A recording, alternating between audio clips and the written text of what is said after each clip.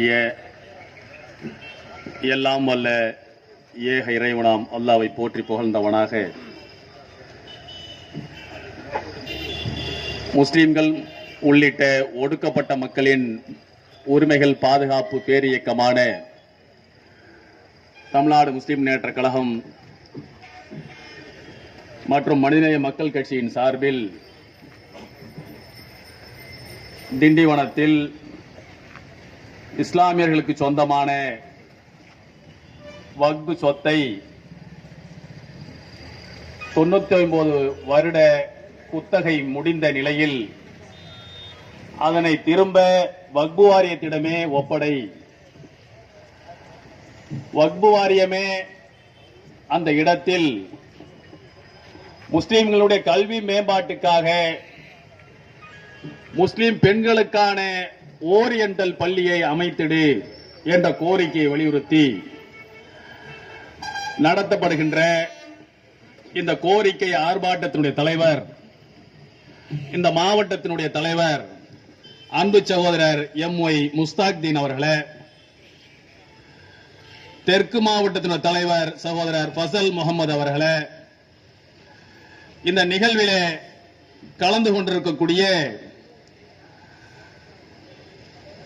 KS Ansari அவர்களே, இந்திய தேசிய காங்கிரசினுடைய நகர தலைவர் எம். விநாயகம் அவர்களே, விடுதலை சிறுத்தைகள் கட்சியினுடைய மாவட்ட செயலாளர் ஏ. சேரன் அவர்களே, விடுதலை சிறுத்தைகள் கட்சியினுடைய தொகுதி செயலாளர் அன்பு சகோதரர் வழக்கறிஞர் மு. பூபால் அவர்களே, இந்த நிகழ்விலே கலந்து கொண்டு தங்களுடைய கோரிக்கையை வலியுறுத்தி பேசி அமர்ந்திருக்கக்கூடிய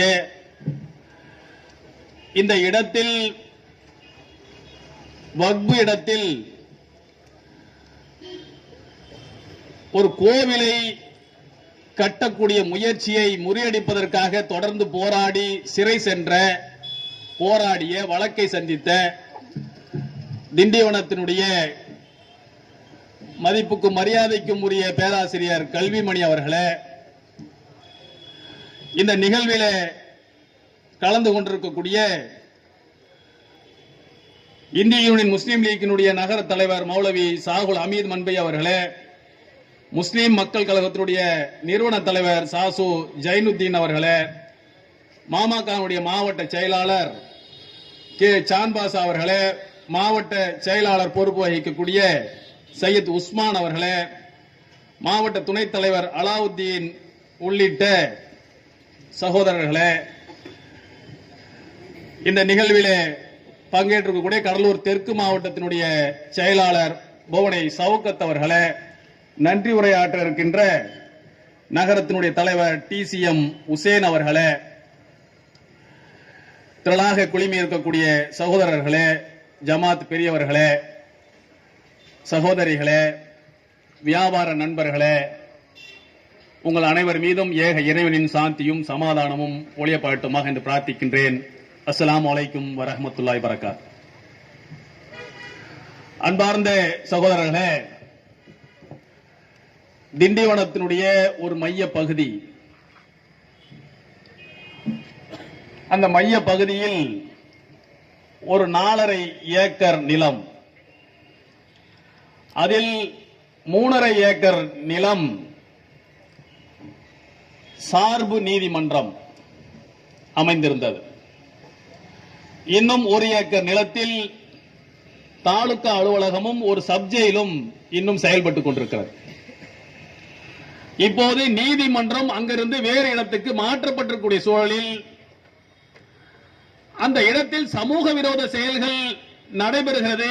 எனவே அதனை வேறு பல அரசு கட்டிடங்களை அங்கே கொண்டு வந்து அந்த சமூக விரோத செயல்களை தடுக்க வேண்டும் என்று கோரிக்கை வைத்ததற்காக அந்த கோரிக்கையை ஏற்று உரையாற்றிய தமிழகத்தினுடைய சட்டத்துறை அமைச்சர் CV சண்முகம் அவர்கள் அதை அரசிடத்திலே ஒப்படைத்தால் நாங்கள் அதை செய்து தருவதற்கு தயாராக இருக்கிறோம் என்று அவரும் வாக்குறுதி அளித்திருக்கக்கூடிய சூழலில் இன்றைக்கு தமிழ்நாடு முஸ்லிம் முன்னேற்றக் கழகம், விடுதலை சிறுத்தைகள், பழங்குடியினர் மேம்பாட்டு சங்கத்தினுடைய பேராசிரியர் கல்விமணி அவர்கள், இந்திய யூனியன் முஸ்லீம் லீக் உள்ளிட்ட பல்வேறு அமைப்புகளுடைய பிரதிநிதிகள், திரளான மக்கள் கலந்து கொள்ளக்கூடிய இந்த போராட்டத்தை இன்றைக்கு நடத்தி கொண்டிருக்கிறோம். எதற்காக இந்த போராட்டம் என்று சொன்னால், அந்த இடம் அரசினுடைய இடமாக இருக்குமேயானால் அந்த இடத்தை அவர்கள் எந்த மாதிரியான பில்டிங்களை, கட்டிடங்களை கொண்டு வருவதற்கும் நமக்கு எந்த விதமான ஆட்சேபனையும் இல்லை. அந்த இடம் என்பது வக்பு வாரியத்துக்கு சொந்தமான இடம். அந்த 4.5 ஏக்கர் நிலத்தை 1902 அப்போதைக்கு இருந்த அரசு ஒப்பந்த அடிப்படையில் நீதிமன்றம் அமைப்பதற்காக, பல்வேறு தாலுகா அலுவலகம் போன்ற அலுவலகங்களை அமைப்பதற்காக ₹2.09 பைசாவுக்கு வாடகைக்கு அதனை வாடகைக்கு எடுத்திருக்கிறார்கள். எத்தனை வருடத்திற்கு வாடகை, எத்தனை வருடத்துக்கான குத்தகை ஒப்பந்தம் என்று சொன்னால் 1 வருடம் 2 வருடம் அல்ல, 10 வருடம் 20 வருடம் அல்ல, 99 வருடத்திற்கான குத்தகை ஒப்பந்தம் போடப்பட்டிருக்கிறது. அந்த இடத்தை வழங்கியது ஆற்காடு நவாப் வாலாஜா அவருடைய ஆட்சி காலத்தில். அவர் முஸ்லிம்களுக்காக சந்தூக்கு இனாம்தார் என்கின்ற ஒரு பள்ளிவாசல் அங்கே அமைந்திருக்கிறது. அது சந்தூக்கு இனாம்தாருக்காக கொடுக்கப்பட்ட இடம். அது வக்பு வாரியத்தின் கட்டுப்பாட்டில் இருந்தது. அதை அப்போதைக்கு இருந்த அரசு ஒப்பந்த அடிப்படையில் ₹2.09 வாடகை ஒப்பந்த அடிப்படையில் 99 வருஷத்துக்கு ஒப்பந்தம் போட்டு அந்த இடத்தை எடுத்து கட்டடம் கட்டி இவ்வளவு நாள் பயன்படுத்திட்டு இருந்தாங்க. 2001 100 வருடம் முடிஞ்சு போச்சு. 99 தாண்டி 100 முடிஞ்சு போச்சு. இன்னைக்கு 17 வருடங்கள் அதிகப்படியாக ஆகியிருக்கிறது. நியாய பிரகாரம் 2002 அந்த இடத்தை வக்ஃப் போர்டு இடத்தில் அவர்கள் ஒப்படைத்திருக்கும்.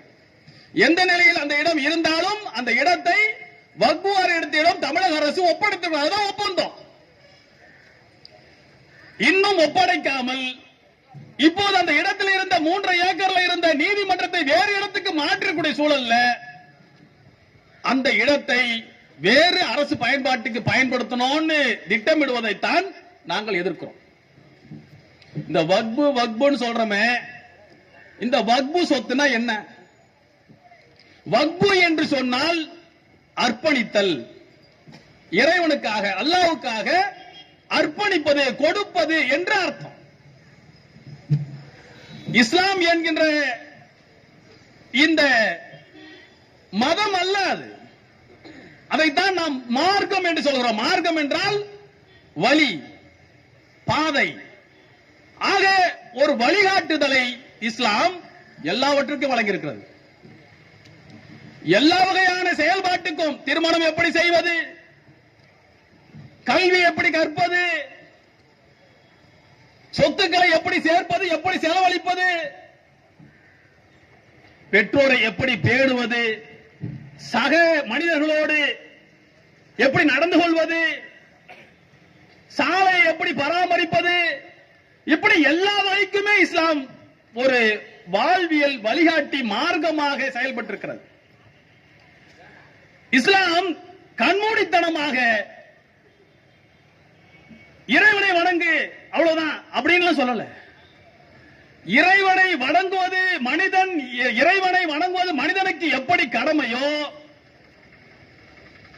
அந்த கடமையை வலியுறுத்தி அதே அளவிற்கு சக மனிதனுக்கு உதவுவதை பற்றியும் இஸ்லாம் வலியுறுத்துகிறது. திருக்குர்ஆன் தான தர்மங்களை, ஈகையை, வாரி கொடுப்பதை, தர்மம் செய்வதை ஊக்கப்படுத்துகிறது. திருக்குர்ஆன் என்பது மந்திர உச்சாரணை இல்ல, மந்திரம் சொல்றதுக்கான வார்த்தைகள் அல்ல. திருக்குர்ஆன் வாழ்வியல் சட்ட புத்தகம். அது அந்த புத்தகத்தை வாசித்து பார்த்தவர்களுக்கு தெரியும், அது வாழ்வியலை சொல்கிறது. அது நீங்கள் தர்மம் செய்தால் அந்த தர்மம் உங்களுக்கு பல மடங்காக பெருகி வரும். ஒரு கீற்றில் 100 தானியங்கள், 100 நெல்மணிகள். அந்த ஒரு கீற்றில் 100 தானியங்கள், அப்படி 7 கதிர்கள். அதை உருவாக்கியது ஒரே ஒரு வித்து. ஒரு நெல்லை போடுறோம், அந்த நெல்லில இருந்து முளைச்சு 7 கதிர் வருது. அந்த 7 கதிரில இருந்து ஒவ்வொரு கதிரிலும் 100 நெல்மணிகள் காய்த்து தொங்குறது. அப்படி நீ ஒருவனுக்கு தேவைப்படக்கூடிய ஒரு மனிதனுக்கு நீ 1 ரூபாயை செலவழித்தால் என்று சொன்னால் அதை பல மடங்காக உனக்கு பெருக்கி நான் நன்மையாக தருவேன். நீ தர்மம் செய்வதால், தானம் செய்வதால் உன்னுடைய சொத்துக்கள் ஒரு காலத்திலும் குறைந்து போய்விடாது, பல மடங்காக பெருகும் என்று திருக்குரான் சொல்லி காட்டுகிறது. இன்னொரு வசனத்தில் குர்ஆன்ல அல்லாஹ் சொல்கிறான், நீங்க மரணம் வர்றதுக்கு முன்னால உங்களால் முடிஞ்ச தான தர்மத்தை எல்லாம் கொடுங்க என்று வலியுறுத்துகிறார். ஏனென்றால் அதுக்கப்புறம் உங்களுக்கு எந்த தவணையும் கொடுக்கப்படாது. உன்னுடைய மரண நேரம் நெருங்கிடுச்சு சொன்னா முடிஞ்சிச்சு, அவ்வளவுதான். அதுக்கப்புறம் எனக்கு நேரம் கொடுங்க, நான் என்னுடைய சொத்துக்களை தான தர்மம் பண்றேன்னு கேட்க முடியாது. எனவே உங்களுடைய மரணம் நெருங்குவதற்கு முன்னால் நீங்கள் தான தர்மங்களை செய்து கொள்ளுங்கள் என்று திருக்குரான் வழிகாட்டுகிறது. திருக்குரான்ல தொழுகையை சொல்ற இடத்துல எல்லாமே சேர்த்து என்ன சொல்லும், நீங்கள் தொழுகையை நிலைநாட்டுங்கள், ஜக்காத்தும் கொடுத்து வாருங்கள். நீங்க தொழுகை நிலைநாட்டுங்க, அல்லாஹ்வை வணங்குன்னு சொல்லக்கூடிய அந்த வசனத்தோடு சேர்ந்து சற்றேறக்குரிய 42 இடங்கள் என்று நினைக்கிறேன் ஜக்காத்து கொடுங்க. ஜக்காத்துனா என்ன அர்த்தம்? ஏழைக்கான வரி. நீ 100 ரூபாய் சம்பாதித்த என்று சொன்னா அது 2.5%, 2 ரூபாய் யாருக்கு சொந்தம்? ஏழைகளுக்கான வரி. இந்த வரியை கலிஃபா உமர் ரலியல்லாஹு காலத்துல ஒரு கூட்டம், ஒரு குரூப் சேர்ந்துகிட்டே சொல்றான், நான் உழைச்சி சம்பாதிச்ச சொத்தை ஏன்னா ஏழைக்கு கொடுக்கணும், நான் கொடுக்க மாட்டேன் என்று ஒரு புரட்சி செய்யறான், கிளர்ச்சி செய்யறான், கலகம் ஊட்டுறான் ஒருத்தன். அப்ப அந்த இடத்துல கலிஃபாவாக ஜனாதிபதியாக இருந்த உமர் ரலியல்லாஹு சொன்னாங்க, இது அநியாயம். இறைவனும் இறை தூதரும் உனக்கு கட்டளையிட்டிருப்பது எதற்கு? ஏழைக்கு உன்னுடைய வருவாயில் நீ உழைத்து சம்பாதித்து இருந்தாலும் அதிலிருந்து வரக்கூடிய வருவாயில 100% ஏழை வரி கொடுத்தே ஆகணும். அதை மறுத்தா என்று சொன்னால் இதை நான் இப்படி விட்டுற மாட்டேன், உனக்கு எதிராக போர் தொடுப்பேன் என்று உமர் ரலியல்லாஹு கலிஃபா எச்சரித்து அவர்களை மிரட்டி அந்த பணத்தை வாங்கி ஏழை வரியில சேர்த்தாங்க. பைத்துல் மால். ஏழை வரிக்காக போர் தொடுப்போம் என்று சொன்ன வரலாற்றுக்கு சொந்தக்காரர்கள் நாம். ஏழை வரியை எவனும் ஏமாத்த கூடாது. அதுதான் ஜக்காத். தொழுகையோடு ஜக்காத்தையும் கொடுங்கள், ஜக்காத்தையும் கொடுங்கள் என்று இஸ்லாம் வலியுறுத்தது. நபிகள் நாயகம் ஸல்லல்லாஹு அலைஹி வஸல்லம் நம்முடைய ஒப்பற்ற தலைவர் அவர்கள் சொல்கிறார், என்ன சொல்றாரு? ஒரு மனுஷன் செத்து போயிட்டான்னா அவனை பின்தொடர்ந்து 3 நன்மைகள் மட்டும்தான் போகும், மற்றதெல்லாம் உலகத்தோட நின்று போயிடும். 3னா என்ன? அது எது 3 அவனுக்கு தொடர்ந்து நன்மையாக போய்கொண்டே இருக்கும், மறுமையில் கிடைக்கும் அப்படின்னு சொல்லப்படுதுன்னு சொன்னா, 1 நிலையான கல்வி. இந்த நாட்டில் ஒரு சாதிகாரன் மட்டும்தான் படிக்கணும், மற்ற சாதிகாரெல்லாம் அவனுக்கு போய் அடிமை சேவகம் செய்யணும்னு எழுதி வச்சிருக்கக்கூடிய சனாதன வர்ணாசிரம பார்ப்பனிய கூட்டம் வாழக்கூடிய நாடு இது. ஆனா இஸ்லாம் என்ன சொல்லுது தெரியுமா? கற்றவரும் கல்லாதவரும் சமமாகவே மாட்டார்கள், பார்வை உடையவனும் பார்வை இல்லாதவனும் சமம் அல்ல.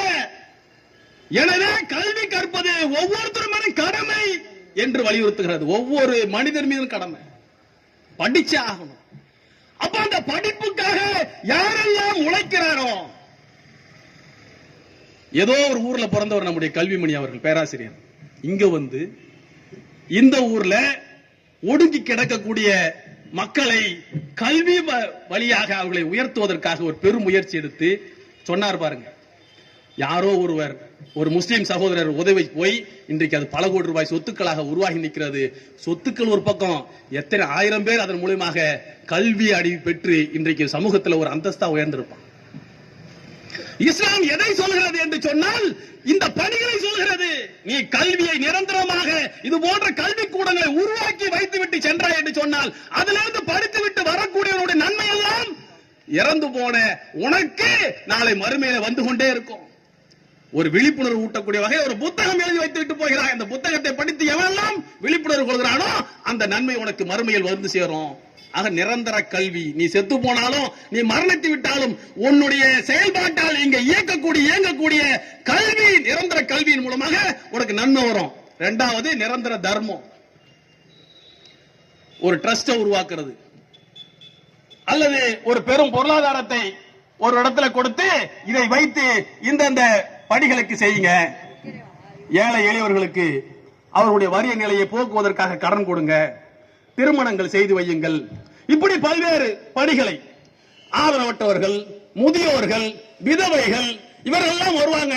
அவங்களுக்கெல்லாம் வந்து இந்த பொருளாதாரத்திலிருந்து அவங்களுக்கெல்லாம் தர்மம் கொடுங்க, அவர்களை உங்களுக்கான அந்த பணிகளை அவர்களுக்கு செய்து அவங்களை மேம்படுத்துங்க அப்படின்னு சொல்லிட்டு போய் அந்த பணத்தை வைத்து அவர் செலவழித்து யாரெல்லாம் ஆதரவற்றவர்களாக, நிராதரவர்களாக, அனாதைகளாக, விதவைகளாக கஷ்டப்படக்கூடிய மக்களுக்கு உதவுகிறார்களோ அந்த நன்மை யார் கொடுத்துட்டு போனாரோ அவருக்கு போய்கிட்டே இருக்கும். இது இரண்டாவது.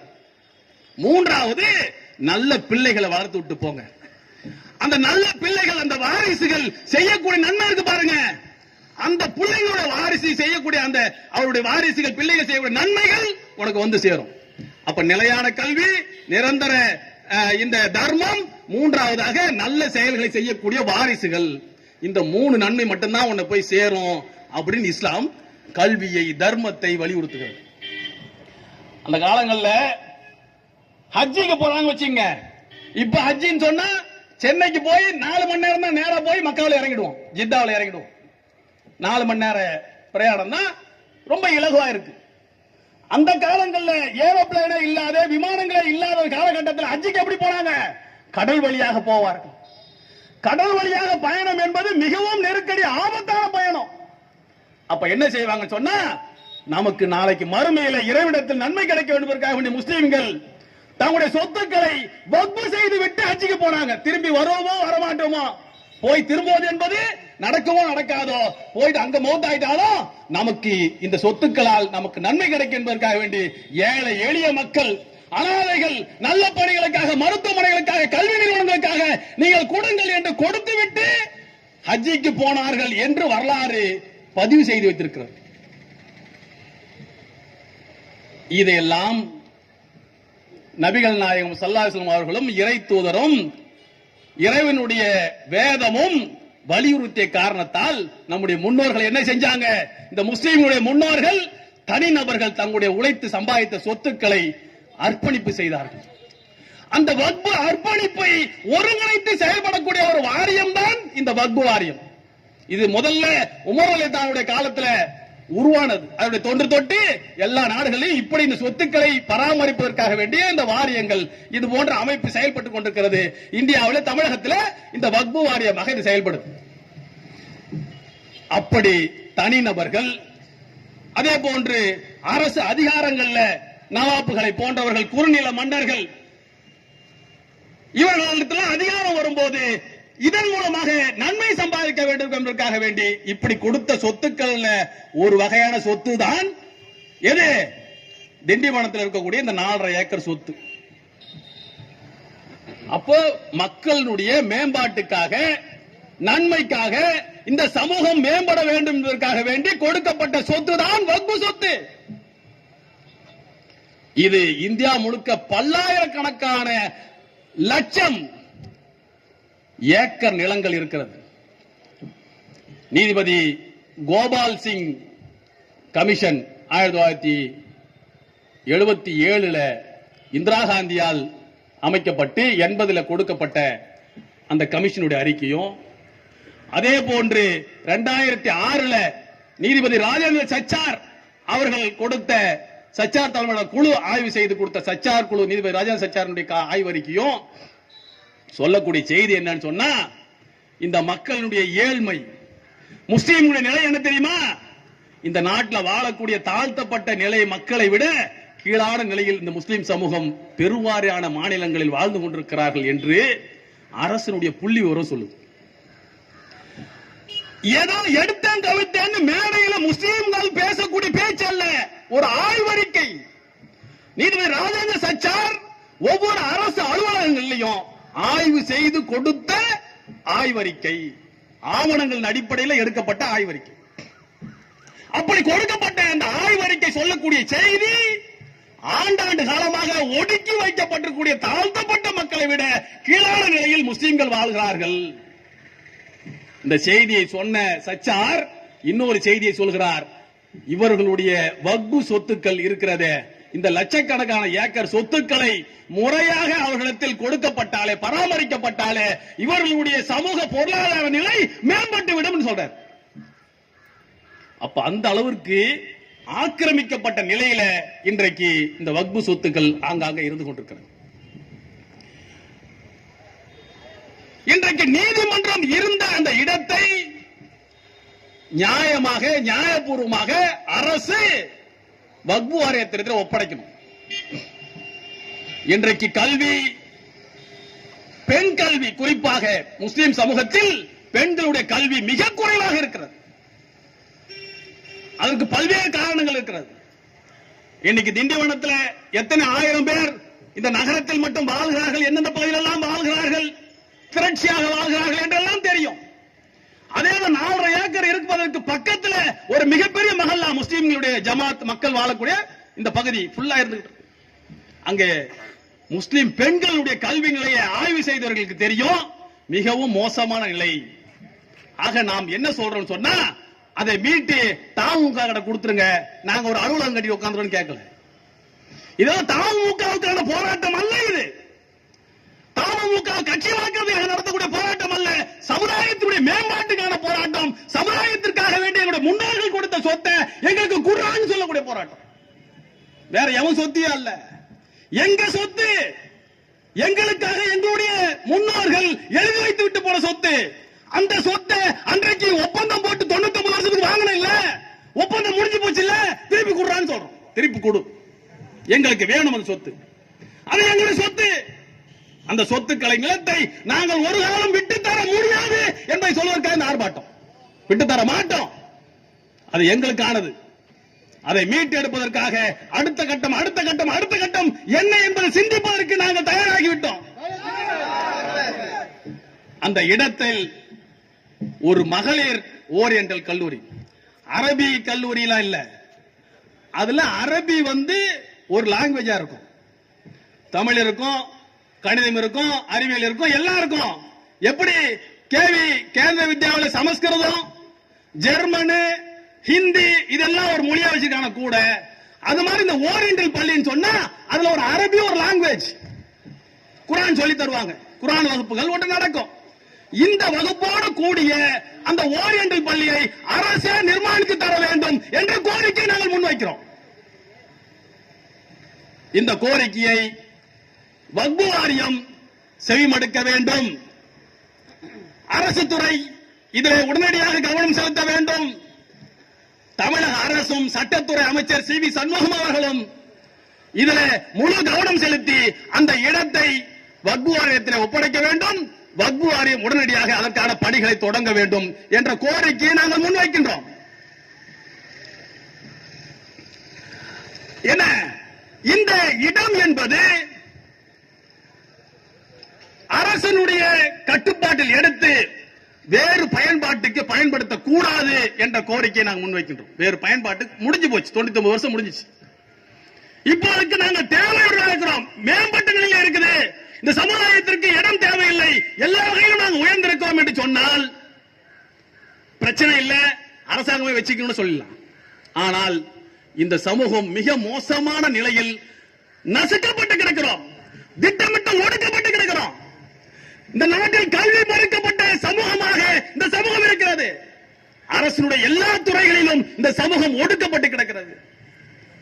தொடர்ந்து ஒரு 13 வருட காலம் தமிழ்நாடு முஸ்லிம் கழகம் நடத்திய போராட்டத்தின் விளைவாக இழந்த இடஒதுக்கீட்டை 3.5% நம்ம பெற்றெடுத்தோம்.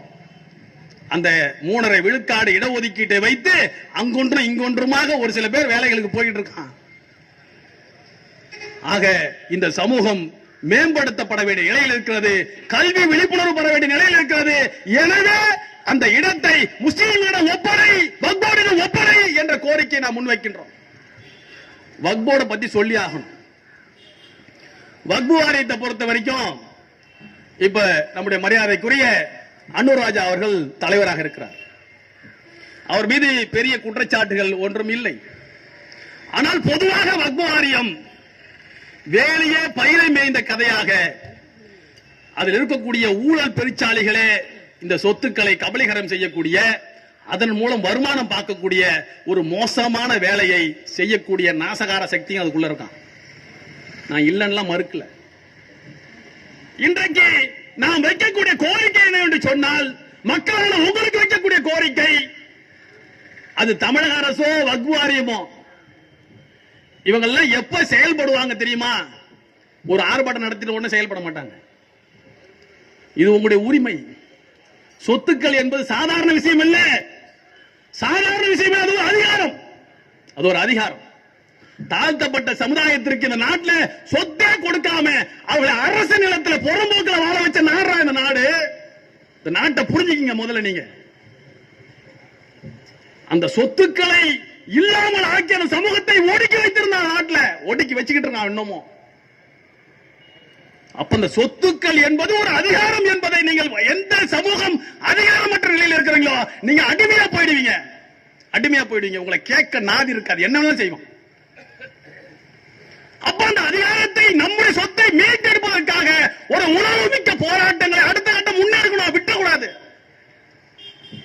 அதுக்கு தயாராகணும். திண்டிவனம் தானே நமக்கு என்ன வந்துச்சுன்னு விழுப்புரத்தில் இருக்கிறவங்க, விக்கிரவாண்டியில் இருக்கிறவங்க, உளுந்தூர்பேட்டையில் இருக்கிறவங்க, கள்ளக்குறிச்சி இருக்கிறவங்க, இந்த மாவட்டத்தில் இருக்கக்கூடிய மற்ற பகுதியில் இருக்கிறவங்க எல்லாம் அமைதியா இருந்துட்டா உனக்கு வந்து இன்னைக்கு திண்டிவனத்துக்கு வந்திருக்கூடிய நிலை பக்கத்தில் இருக்கக்கூடிய விக்கிரவாண்டிக்கும் விழுப்புரத்துக்கும் உளுந்தூர்பேட்டைக்கும் வரது முடியாது. பல இடங்கள் நடந்துகிட்டு இருக்கு. பஸ்ல கேட்டா பெரிய புள்ளிவரமா சொல்லுவார். அவருடைய தெற்கு மாவட்டத்தில் அவ்வளவு அநியாயம். அரசனுடைய இடத்துல தியாக துருவம் ஒன்றியத்துல அரசனுடைய இடம் அல்ல அது. அங்க அரசனுடைய இடம் நிறைய இருக்கு. முஸ்லீம்களுக்கு சொந்தமான காம்பவுண்ட் போட்டு ஒரு தர்காவோடு கூடிய ஒரு இடத்துல என்ன ஒரு பதில்? அது சித்தலூர். திடீர்னு அங்க போனா ஒரு ஸ்கூல்ல கட்டுறான். சுத்தி காம்பவுண்ட் இருக்கு. கருங்கல்ல போட்டு காம்பவுண்ட் போட்டிருக்கான். இது வக்ஃப் வாரியத்துல இடம் தெரியும். அந்த இடத்துல இந்த ஸ்கூல் அநியாயம். பக்கத்துல இடம் இல்லாம பரவாயில்ல, பக்கத்துல ஒரு இடமே இருக்கிறது, அரசு நிலை நிறைய இருக்குது, வேணும்னு திட்டமிட்டு செய்யறான். அங்க இருக்கிறவன் அமைதியா இருக்கான். அதை பார்த்துட்டு நாம் அமைதியா இருக்கோம். பறி போய் கொண்டிருக்கிறது நம்முடைய சொத்துக்கள் என்பதை நாம் புரிந்து கொள்ளணும். இது போன்று பல ஈதுக்கா ஒரு இடத்துல உடைத்து போடப்பட்டிருக்கிறது. வக்ஃப் இடத்துல கட்டும் போது பிரச்சனை, திட்டமிட்ட பிரச்சனைகள் தூண்டப்படுகிறது. அப்ப நாம் என்ன சொல்றோம் சொன்னா, இந்த பிரச்சனை இதோடு முடிவுக்கு வந்துவிடும். உடனே நாம் ஒரு கோரிக்கை வைத்து ஒரு போராட்டம் நடத்திட்டோம். திண்டிவனத்தில் தமுக காரங்கள்லாம் போராட்டாங்க. உடனே நாம கொடுத்தோம்னு சொல்லி சர்வசாதாரணமா தூக்கி கொடுத்துருவாங்க மட்டும் நீங்க நினைக்காதீங்க. நினைத்தால் நாம் ஏமாளிகள்.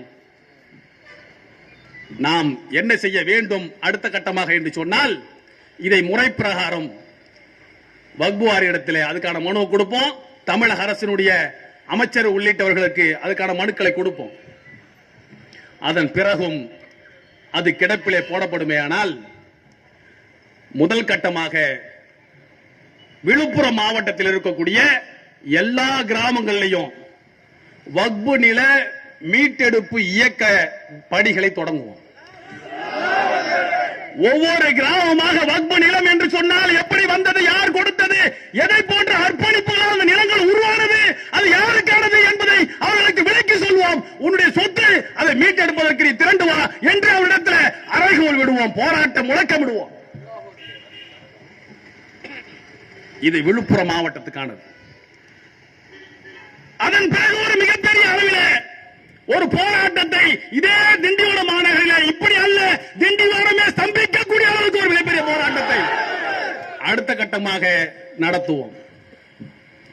அதன் பிறகும் இதே நிலை தொடருமேயானால் இன்ஷா அல்லாஹ் திண்டிவனம் மட்டுமல்ல, பக்கத்தில் இருக்கக்கூடிய காஞ்சிபுரம் மாவட்டம் மட்டுமல்ல, கடலூர் மாவட்டம் மட்டுமல்ல, தமிழகமே திண்டிவனத்தை திரும்பி பார்க்க வைக்கக்கூடிய போராட்டத்தை நடத்துவோம். தமிழ்நாடே திரும்பி பார்க்கும். ஏனென்று சொன்னால், இதை வைத்து உன்னுடைய வாரிசுகளை நல்ல நிலையில் வளர்த்தெடுக்க முடியும், கல்வியை கொடுக்க முடியும், பள்ளிக்கூடங்கள் கல்லூரிகளை உருவாக்க முடியும், தொழிற்சாலைகளை உருவாக்க முடியும். இந்த இடம் மட்டுமல்ல, இதை போன்று பல இடங்கள் தமிழ்நாடு முழுக்க இருக்கிறது. இந்த விழிப்புணர்வு வேண்டும் நமக்கு. இதனுடைய சொத்து, இந்த சொத்தில் அரசாங்கங்கள் கை வைப்பதற்கு எந்த விதமான அருகதையும் கிடையாது. யாரும் ஆக்கிரமிக்க விடமாட்டோம் என்ற அந்த விழிப்புணர்வு இந்த சமுதாயத்துக்கு முதல்ல வேணும். அந்த விழிப்புணர்வு வந்தால்தான் நடக்கும், இல்ல நடக்காது. அதற்கான போராட்டத்தை முன்னெடுக்கக்கூடிய ஒரு சூழலை அரசாங்கம் நமக்கு வழிவகுத்து விடக் கூடாது என்பதை இந்த நேரத்தில் சொல்லிக்கொள்ள விரும்புகிறோம். ஏன்னா பொறுத்து பொறுத்து பார்த்தாச்சு. எவ்வளவு அநியாயத்தை தான் இந்த சமூகம் தாங்கும், எவ்வளவு அநியாயத்தை தான் தாங்கிறது. இந்த சமுதாயத்தினுடைய அரசியல் அதிகாரங்களை இந்த மண்ணில திட்டமிட்டு ஒழிச்சிருக்கானுங்க, ஒழிச்சிட்டான். ஒரே ஒரு 65 லட்சம் பேர் வாழக்கூடிய இந்த மண்ணில தமிழகத்தில் நீ ஒரு 4 சட்டமன்ற உறுப்பினரை தேர்வு செய்யக்கூடிய அளவுக்கு கூட உங்களுடைய சட்டமன்ற தொகுதிகள் ஒன்றாக இருக்க முடியாது, செதற அடிச்சிருக்கான். நீ எப்படி சட்டமன்றத்துக்கு போவ, நீ எப்படி நாடாளுமன்றத்துக்கு போவ, நீ எப்படி உள்ளாட்சி மன்றங்களில் போய் பங்கேற்ப? அப்போ உன்னுடைய உரிமைகளை பற்றி பேசுவதற்கு நீ சட்டம் இயற்றக்கூடிய அவைகளுக்கு போகணும்னு சொன்னா உனக்கான தொகுதிகள் இருக்கணும். எந்த தொகுதி இருக்குன்னு சொல்லிட்டு பார்த்தா தொகுதி எல்லாத்தையும் செதற அடிச்சிருக்கான். கடைசியாக 40% முஸ்லிம்கள் வாழ்ந்த தொகுதி வாழம்பாடி தொகுதி. அந்த தொகுதியில தான் முஸ்லிம்களுடைய மிகப்பெரிய தலைவராக ஒரு காலத்தில் இருந்த ஷம்சீர் மில்லத் அப்துல் லத்தீப் சாஹிப் தொடர்ந்து வெற்றி பெற்று இருந்தார். அவர் மௌத்தான உடனே, இறந்து போன உடனே அது மறுசீரமைப்பு என்ற பெயரால் 2ஆக உடைக்கப்பட்டுச்சு. ஒரு தொகுதி வாணியம்பாடி தொகுதி, ஒரு தொகுதி ஆம்பூர் தொகுதி. வெளியில இருக்கக்கூடிய நமக்கெல்லாம் பெரிய இது 2 முஸ்லிம் தொகுதியோ, போய் பார்த்தா 40% ஒன்றாக இருந்த அந்த தொகுதியை 20 உடைச்சிட்டான். இப்ப மீண்டும் போய் யாரும் வெற்றி பெற முடியுமா? என்ன வெற்றி பெற முடியாதுன்னு சொன்னா மற்ற மக்களுடைய ஓட்டுகள் முஸ்லிம்களுக்கு விழ முடியாத அளவுக்கு இந்த இந்துத்துவ சக்திகள் கலவரம் உண்டாக்குறான். ஆம்பூர் கலவரத்தை உண்டாக்குனது யார்? முஸ்லிம்கள் மீது பழி போடுகிறார்கள். ஆனால் நடத்தியது இந்துத்துவ சக்திகள். ராமநாதபுரத்தில் தமிழ்நாடு முஸ்லிம் மன்றத்தினுடைய தலைவர், மனித மக்கள் கட்சியுடைய தலைவர் பேராசிரியர் ஜவாஹிர்லால் வெற்றி பெற்ற அந்த இடத்துல அங்க ஒரு பிரச்சனை உண்டாக்குறான். ஒரு சாதாரண இளைஞரை கொண்டு போய் போலீஸ் ஸ்டேஷன்ல வச்சு சுட்டுக் கொல்றான். மிகப்பெரிய பிரச்சனை. ராமநாதபுரத்தில் மீண்டும் வெற்றி பெற முடியாத நிலை உருவாக்குறான். 65 லட்சம் ஓட்டு இந்த முஸ்லீமுடைய ஓட்டு என்னவாக இருக்கிறது என்று சொன்னால் மதிப்பிழந்த ஓட்டுகளாக செதறடிச்சிருக்கான். மதிப்பிழந்து போச்சு. செல்லா நோட்டு இல்ல, செல்லா காசு. அப்படி ஒரு செல்லா காசாக உங்களுடைய ஓட்டுகளை மாற்றி வைத்திருக்கக்கூடிய ஒரு கொடும் சூழல் ஆக போராடுவதற்கு அவ்வளவு பிரச்சனைகள் இருந்து கொண்டே இருக்கிறது. இதே திண்டிவனம் மண்ணில் இஸ்மாயில் தேசிய புலனாய்வுத்துறை என்னைய வந்து எல்லாம் விசாரணை நடத்திட்டு போனாங்க. என்ன செஞ்சான், என்னத்தை கைப்பற்றினீங்க? 7 பேர் கோயம்புத்தூரில் கைது செய்யப்பட்டவர் இஸ்மாயில் உள்ளிட்டவர்கள் என்ன செய்தார்கள்? அவர்கள் அவன் செஞ்சது பேஸ்புக்ல முகநூல்ல RSS காரன் இந்து முன்னணிக்காரன் இஸ்லாத்தை பற்றி தவறாக எழுதும் போது அவனுக்கு பதில் போட்டுக்கிட்டு இருந்தான். வேற ஒண்ணும் செய்யல. இவங்க ஒரு குழுவா ஒரு 7 பேர் குழு சேர்ந்துக்கிட்டு இதுக்கு பதில் போடுறதுக்காக வேண்டி இவங்க ஒரு போட்டிருக்காங்க. வேற ஒண்ணும் செய்யல. அவன் திட்டுவான், ரசூலுல்லாஹ்வை திட்டுவான், நபிகள் நாயகத்தை திட்டுவான், குர்ஆனை திட்டுவான், இஸ்லாத்தை திட்டுவான். அதுக்கு பதில் போடுற வேலையை செஞ்சிட்டு இருந்தவன் தான் இந்த இஸ்மாயில், திண்டிவனம் இஸ்மாயில் உள்ளிட்ட அந்த 7 பேர். இதை RSS சங்பரிவாரத்தினுடைய திட்டமிடலோட மத்திய உளவுத்துறை மிகப்பெரிய தெளிவாக திட்டமிட்டு கோயம்புத்தூருக்கு திருமணத்துக்கு போறாங்க. ஒரு சிறைவாசியினுடைய திருமணம். போன இடத்துல அர்ஜுன் சம்பத்தை படுகொலை செய்ய வந்தாங்க சொல்லி கைது. பிடிக்கும் போது அவங்ககிட்ட எந்த ஆயுதமும் இல்ல. போய் அப்பவே டிசிஐ பார்த்து, இது கமிஷனரை பார்த்து கேட்கிறோம், சிஓபியை நம்ம நிர்வாகிகள் பார்த்து கேட்கறாங்க, ஆயுதம் கைப்பற்றப்பட்டுச்சா? இல்ல. மேல இருந்து உத்தரவு வந்துச்சு, கைது செஞ்சிட்டோம். அதன் பிறகு பார்த்தா கட்சிகள்லாம் முன்ன பரப்பப்பட்டு ஒரு போட்டோ. அதன் பிறகு பார்த்தா இந்த தேசிய புலனாய்வுத்துறை கிட்ட கொடுத்துட்டோம், என்ஐஏ விசாரிக்க வருது. விசாரிச்சாங்க, வீடெல்லாம் சோதனை. என்ன சோதனை போட்டு என்ன எடுத்த, என்ன இருக்குது அவங்ககிட்ட? ஒரு ஆவேசத்தில் பேசக்கூடிய எழுதக்கூடியவனுக்காக வேண்டி என்ன சட்டம், யுஏபிஏ என்ற கருப்பு சட்டத்தை கைது செய்யப்பட்டிருக்கிறான். கருப்பு சட்டத்தில் அந்த இஸ்மாயில் உள்ளிட்ட 7 சகோதரர்கள் கைது. நான் என்ன சொல்ல வரேன்னு சொன்னா, நீ சும்மாவே சைலண்டா அமைதியாக ஒண்ணுமே செய்யாத இருந்தாலும் உனக்கு சிறைதான் சொல்லும் போது உன்னுடைய உரிமையை, சொத்துக்களை மீட்பதற்காக வேண்டி போராடி சிறை செல்வதற்கு தயாராகின்றோம். நீ ஜெயிலுக்கு போகாதெல்லாம், சிறைக்கு போகாதெல்லாம் நாட்டில் எதையும் மீட்டெடுக்க முடியும் மட்டும் நினைக்காத. நடக்கவே நடக்காது. இன்னைக்கு நாம் இழந்த இடஒதுக்கீட்டை மீட்டெடுப்பதற்காக வேண்டி இந்த மண்ணில் 13 வருஷம் போராடி இருக்கிறோம். இந்த கருப்பு வெள்ளை கொடியை பிடிச்சுக்கிட்டு போராட்டமோ போராட்டம். அப்பேற்பட்ட போராட்டம் நடத்தி தான் இன்றைக்கு அந்த 3.5 விழுக்காடு இடஒதுக்கீடே இந்த சமுதாயத்துக்கு கிடைச்சிருக்கு. போராடலன்னு சொன்னா உனக்கு ஒரு கண்ணியமிக்க வாழ்க்கையே கிடைக்காது என்று பாபா சாஹிப் அம்பேத்கருடைய வார்த்தை. அம்பேத்கர் சொன்னா ஏதோ தாழ்த்தப்பட்ட மக்களுக்கு தலைவர்னு மட்டும் நினைச்சிடாதீங்க. இந்த நாட்டில் யாரெல்லாம் ஒடுக்கப்படுகிறானோ அந்த ஒடுக்கப்படக்கூடியவருடைய வழியை உணர்ந்து எழுதிய பேசிய தலைவன் அம்பேத்கர் என்பதை நான் உணரணும். உணர்ந்து படிச்சாதான் தெரியும். அப்படி சொல்லப்பட்ட வார்த்தை தான் என்ன வார்த்தை? போராடாமல் உனக்கு கண்ணியம் கிடையாது. அவர் தான் சொல்கிறார், அதிகாரம் செலுத்தக்கூடிய இடத்தில் எந்த சமூகம் இல்லையோ அந்த சமூகம் அந்த நாட்டில் அடிமையாகத்தான் வாழ்வார்கள் என்று சொல்றார். அதிகாரம் செலுத்தக்கூடிய இடத்துக்கு ஒவ்வொரு சமுதாயம் போகணும். தலித்துகள் மட்டுமல்ல, முஸ்லிம்கள் மட்டுமல்ல, வன்னியர்கள் மட்டுமல்ல, படையாட்சிகள் மட்டுமல்ல, தேவர்கள், கோணார்கள், எல்லா சமூகத்திலும் பிரதிநிதித்துவம் எங்க இருக்கணும்? சட்டம் இயற்றக்கூடிய அவைகளில், சட்டமன்றங்களில், நாடாளுமன்றங்களில், உள்ளாட்சி மன்றங்களில் எல்லா இடத்துக்கும் போகணும். எல்லாருக்கும் அவங்களுக்குள்ள சதவீதத்தோட இருக்கணும். அதுல ஒரு சமூகம் மட்டும் தடுக்கப்படுகிறது என்று சொன்னால், திட்டமிட்டு ஒடுக்கப்படுகிறது என்று சொன்னால், அந்த சமூகம் அதற்கு எதிராக கிளர்ந்தெழ வேண்டும், போராட வேண்டும். போராடாமல் உரிமையை இந்த மண்ணில் வென்றெடுக்க முடியாது என்பதை நீ நினைவில் நிறுத்திக் கொள்ள வேண்டும். இதை புரியணும் முதல்ல. இதெல்லாம் போராடாம இந்த மண்ணில் எதுவுமே கிடைக்கல, எதுவும் கிடைக்காது, எதை விட மாட்டான். 3% இருக்கக்கூடிய பார்ப்பனர்கள் இந்த மண்ணில் ஆண்டாண்டு காலமாக எல்லா நலன்களையும் பலன்களையும் சுவைச்சு சுவைச்சு அனுபவிச்சு வாழ்ந்துகிட்டு இருக்கக்கூடிய நாடு இந்த நாடு. அவ்வளவு சாதாரண விட்டுற மாட்டான். அவனும் அவனுக்கு அடி வருடக்கூடிய ஒரு சிலர் மட்டுமே இந்த நாட்டில் வாழ்வான். மத்தவன் அப்படியே அடிமையாக கிடப்பான். அவனுக்கு ஒண்ணுமே கிடைக்காது. நாட்டில் எலிக்கறியை சேர்த்து சாப்பிடுவான். அதை பத்தி கவலைப்பட மாட்டான். அவனுக்கு உடை இருக்காது, உணவு இருக்காது, கவலைப்பட மாட்டான். வெள்ளைக்காரனை நாம் மிகப்பெரிய கொடுமைக்காரனா பேசுறோம். வெள்ளைக்காரனை வெளியேறணும் போராட்டம் நடத்தணும். அந்த வெள்ளைக்காரன் வந்த பிறகுதான் பல நன்மைகள் அந்த மண்ணில் நடந்தது மறந்துடக்கூடாது. வெள்ளைக்காரனுக்கு எதிராக மிகப்பெரிய போராட்டம், மிகப்பெரிய உயிர் தியாகம் செய்த சமூகத்துக்கு சொந்தக்காரர்கள் நாம். ஆனா இதே செங்கல்பட்டு மாவட்டத்தில் 24% இருந்த தலித் மக்கள், பறைய சமூகம், அந்த சமூகம் எப்படி வாழ்ந்துச்சுன்றத பத்தி அப்போது இருந்த மாவட்ட ஆட்சித்தலைவர், வெள்ளக்காரன் காலத்தில் இந்த ட்ரீமர் ஹீர் என்று சொல்லக்கூடிய ஒருத்தர் ஆய்வு செய்து ஒரு அறிக்கை கொடுத்திருக்கார். அந்த அறிக்கை புத்தகமாக வந்திருக்கிறது. அதுல சொல்லப்படக்கூடிய செய்தி, 24% வாழக்கூடிய அந்த மக்களை ஒதுங்கி கிடக்கிறார்கள். அவர்களுக்கு உணவு இல்லை, கிழிந்த உடைதான் உடை.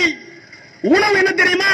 பழைய சுவாதம், பழைய சோறு, மிச்சம் மீறி கிடக்கக்கூடியது. அதை உணவு கொடுறாங்க, வாங்கி சாப்பிடுறான். குடிப்பதற்கு தண்ணீர் இல்லை. பொதுக்களத்துல தண்ணி எடுக்க முடியாது. பொது ஊருன்னு எங்கேயாவது தண்ணி இருக்கும், தண்ணி குடிப்பான். அதுல அது வத்தி போச்சுன்னு சொன்னா தண்ணி இருக்கிற இடத்துக்கு ஓரமா போய் நிப்பான். எவனாவது மனிதனே உள்ள ஒருத்தன் வந்தான்னா தண்ணியா வேணும் அப்படி ஊத்துவான். அதை வாங்கித்தான் குடிக்கக்கூடிய நிலை. இவனா போய் ஒரு கிணறு தோண்டி தண்ணி வைக்க முடியாது. தொழுநோய் உள்ளிட்ட மோசமான நோய்களால் அந்த மக்கள் பாதிக்கப்பட்டு கிடக்கிறார்கள். அவர்களுக்காக ஒரு துண்டு நிலம் இல்லை. சுகாதாரமற்ற வாழ்க்கை. எனவே இந்த மக்களுக்கு பல்வேறு பரிந்துரைகளை தருகிறேன்னு சொல்லி அப்படி கொடுத்த நிலம் தான் பஞ்சமி நிலம். பஞ்சமி நிலம் அப்படி கொடுக்கப்பட்ட நிலம் தான் தலித் மக்களுக்கு. அதையே ஆக்கிரமிச்சுட்டான், அதையும் சுத்தமா சொல்லிட்டான். பஞ்சமி நிலத்தை மீட்பதற்காக அந்த மக்கள் ஒரு பக்கம் போராடிட்டு இருக்காங்க. அப்ப இது ஒரு நாட்டில் 24% இருக்கக்கூடிய 24-25% இருக்கக்கூடிய ஒரு மக்களையே அப்படி ஒடுக்குறான். அப்ப இந்த நாடு யாருக்கான நாடா இருக்கு? இது யார் இந்த நாட்டில் அனுபவிச்சுட்டு இருக்கான்? இந்த நாட்டில் பார்ப்பனிய சக்திகள், பார்ப்பனிய அடிவாரிகள், அவன் மட்டுமே இந்த நாட்டில் வாழ்வாங்க வாழ்றான். மத்தவனுக்கெல்லாம் இங்க ஒடுக்கப்படுறான், நசுக்கப்படுறான். இந்த ஒடுக்குதல் இருந்தும் நசுக்குதல் இருந்தும் நீ உன்னை மீட்டெடுத்துக் கொள்ள வேண்டும், உனக்கான உரிமை வென்றெடுக்க வேண்டும் என்று சொன்னால் போராட்ட களம் மட்டும்தான் உனக்கான பாக்கி இருக்கக்கூடிய ஒரே இடம். அந்த போராட்ட களத்தை வடிவமைத்து தலைமை தாங்கி நடத்தி செல்லக்கூடிய இயக்கம் தான் இந்த தமிழ்நாடு முஸ்லிம் முன்னேற்ற கழகம். வேற எந்த அதிகாரமும் உனக்கு இல்ல. உனக்கு இருக்கக்கூடிய ஒரே இயக்கம் சார்ந்த அமைப்பாக திரண்டு இந்த அக்கிரமங்களை எதிர்த்து நில். அதுதான் நாம் சொல்லக்கூடியது. எனவே இன்றைக்கு போராட்டம் நடத்திய ஒரே காரணத்தால், நாம் கோரிக்கை முன்வைத்து விட்ட ஒரே காரணத்தால் இந்த நிலத்தை நமக்கு கொடுத்துருவாங்க அப்படின்னு நினைச்சு ஏமாந்து போகக்கூடியவர்கள் அல்ல நாங்கள். அதற்காக மட்டும் நாங்கள் இங்க கூடவில்லை. அடுத்த கட்ட போராட்டத்தையும் இங்கேயே அறிவிப்போம்.